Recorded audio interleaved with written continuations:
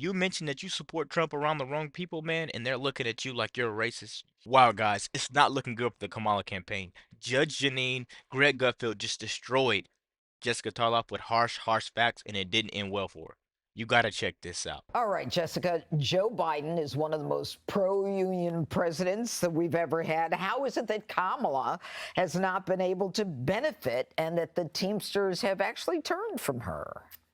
Well, I don't think that's a complete picture of what happened. So obviously it would be better to have gotten the endorsement. And it seems to be a lot about Sean O'Brien, because if you look into how this poll was conducted, so they polled 21,000 members and there are 1.3 million members overall. So that's about 1.5% sample size. And right after Sean O'Brien came out and said, we're not endorsing anyone, and released the results of the polls, all of these individual chapters started endorsing her.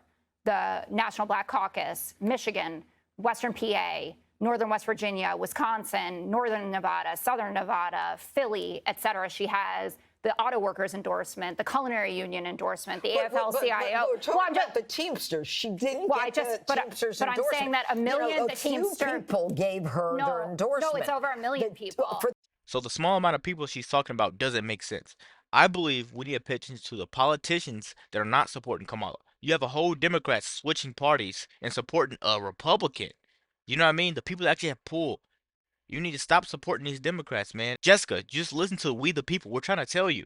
Just listen for once. You're sitting on this show just looking crazy. 30 years, the Democrats have given I wish that she had gotten the endorsement. There is work to do, but you can, in good conscience, argue. If I tell you that they polled 21,000 people, and then I tell you that now you're a million people. Poll. What about the fact that 60% support Trump and only 38 support her? But when you have a sample of 21,000 out of 1.3 million members, and then you get endorsements from a million Teamsters after that, doesn't that indicate that the poll might not be the greatest representation? Again, it's not good to not get it. Sean O'Brien seems to be playing a bit of politics with all of this, but there is heavy union support for her, not just within the Teamsters, but all of those other unions that I just mentioned.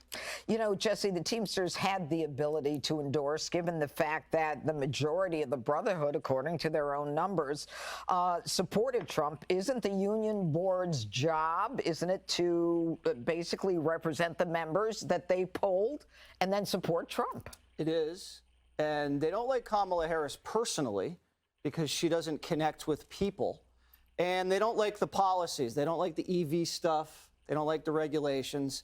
And so that's that. And it's more significant than she's spinning. And that's okay. I'd spin too if I didn't get that endorsement. But it's significant.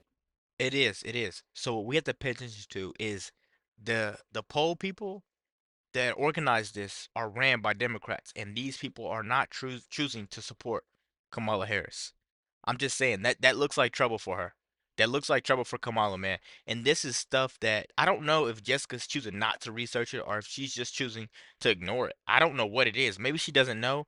I'm gonna pray for her, I promise. But the type of stuff that she's choosing to ignore and not talk about, man, it speaks volumes. Let's keep going, guys. Let's finish this video out. And it shows you in the Midwest that they have a huge problem. And these people also are on the ground. They're politicking, they're knocking on doors, they're organizing, and that's not going to be there for Kamala Harris like it would have. I told you a couple days ago that I would tell you when I get nervous about this election. Not there yet, but it's getting closer.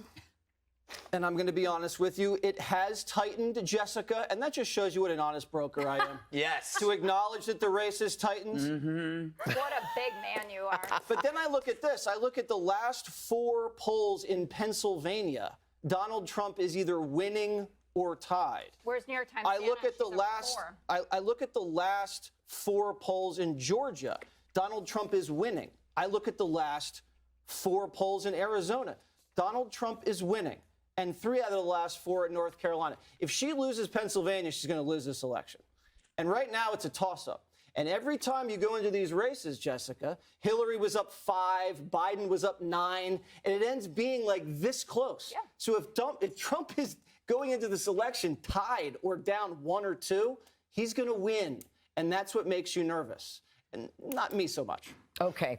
All right, Greg. According to the Teamsters, it's been reported that they had an agreement that if Kamala had a majority of those numbers, that they would have endorsed her, but that they would only endorse Trump if there was what they called universal endorsement or unanimous endorsement. Yeah, it's unusual. I mean, when do you get 100% endorsement? You know? Never. I mean, me on Tinder, but I'm kidding. I'm married. Look, this is about men. You know, this is an amplified version of what's going on in many homes across America. There's a husband or a boyfriend that likes Trump, you know, wants to vote for him, but he can't say it. So the non-endorsement is an endorsement. He just says, you know, I'm just going to, when the wife or the girlfriend and her friends start talking about how mean Donald Trump is, he just. So the thing to me is, so I agree with Greg a lot. I'm just gonna change it like this. I agree with Greg a lot, but this is not something that's just a husband and wife type thing. This is a family thing. You mentioned that you support Trump around the wrong people, man, and they're looking at you like you're a racist. You don't support your people, and you're choosing the most evil above great. They believe in you just worship the devil at that point. When that's really not what it is, man. I did my research happily, and I learned this stuff. You know what I mean?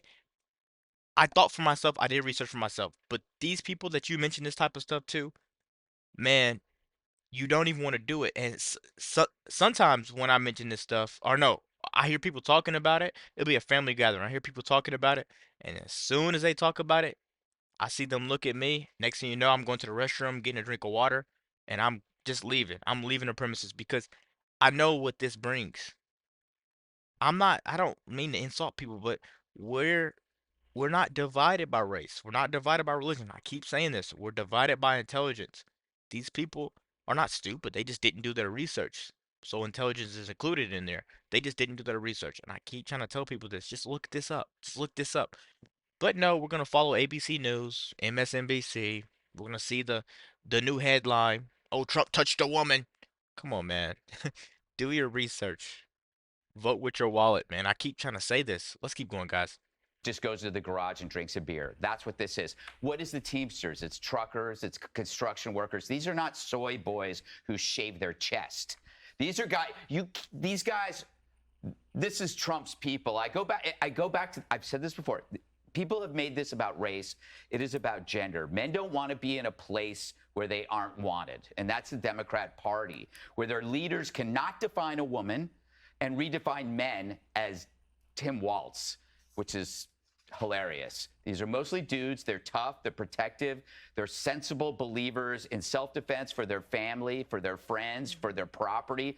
And all of these traits, you know, because of the infiltration of the woke, have been branded as toxic. The Dems have forgotten that the evolutionary traits of men is to protect the things they love, which include women. And the woke agenda has undermined that. I mean, look at the attack on women's sports. Look at the attacks on police and bail, which, you know, protect women. The recidivism of repeat offenders. That's due to the Democrats. Going after parental rights. These are things that men hate because in their genes, in their blood, they want to protect. And the Democrat Party is saying, if you want to protect, there's something wrong with you. I do just disagree.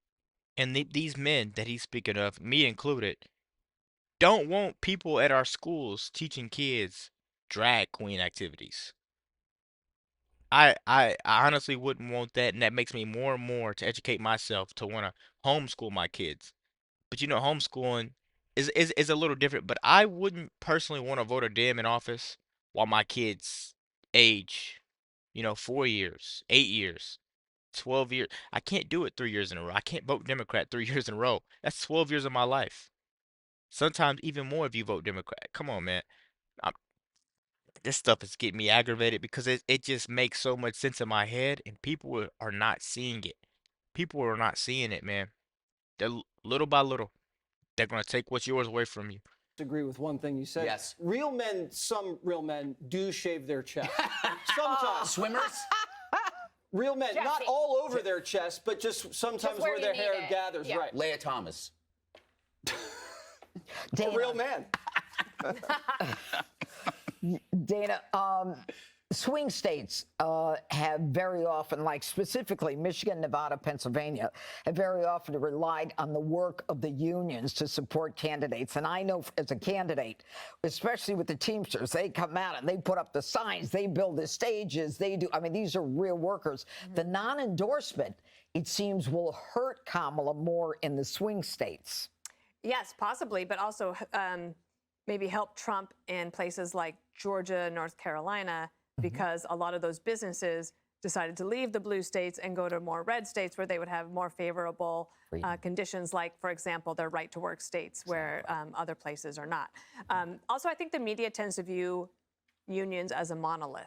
So, for example, like Planned Parenthood and the Sierra Club, they have always been organs of the Democrat Party.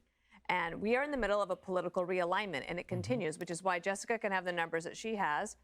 True. And then you could also have the numbers of all the other teams who are saying, yeah, I'm not for that. They listen to Brad Paisley's I'm still a guy and think, yeah, that's me. That's what I'm going for. You mentioned self-defense, and I think there's something we haven't mentioned in this show yet, but it's getting a little bit more attention right now.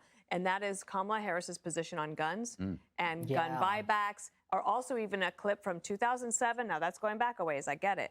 But in which she talks about going into a home and taking your gun. So how many, if you do the crossover, how many people in the Teamsters are also gun owners who also might not be registered to vote? So Joey Jones this morning on America's Newsroom had an incredible statistic of how many gun owners are not registered to vote. Yes. And I thought that was so interesting because because the race is so tight, you got to figure out a way to get all of those people out. And there's different motivations that are pushing people to vote. But I do think that the rank and file of the unions has always been slightly different. My last point is that AOC yesterday says, but every time they call and they need help, who helps them? The Democrats helps them. But I don't think it's as much about jobs anymore, even though they've seen their jobs go away because of the electric vehicle mandate, which has been a total flop. But it's also cultural. And I think that's what she's missing. It's about all the things about they want their family, want the self-defense. They want to be able to make sure that their kids are going to schools. They want to have the school choice. They want to make sure that their girls are not going to have to compete against guys when they go for the volleyball scholarship at the university. All of those things are happening at the same time in the middle of this political realignment. It's not just a I'll tell you guys like this. Jessica Tarlov is complete delusional. Nothing she says ever makes sense, and she really needs to be fired. Greg hit the nail right on the head. I honestly believe she didn't want to say anything because she knew that. She knew she had nothing to say. She knew she never makes sense. She's just there trying to collect a check, man. Let me know what you guys think about this video. Be sure to like, comment, subscribe if you're new. And as always, let me know what to react to. We're out.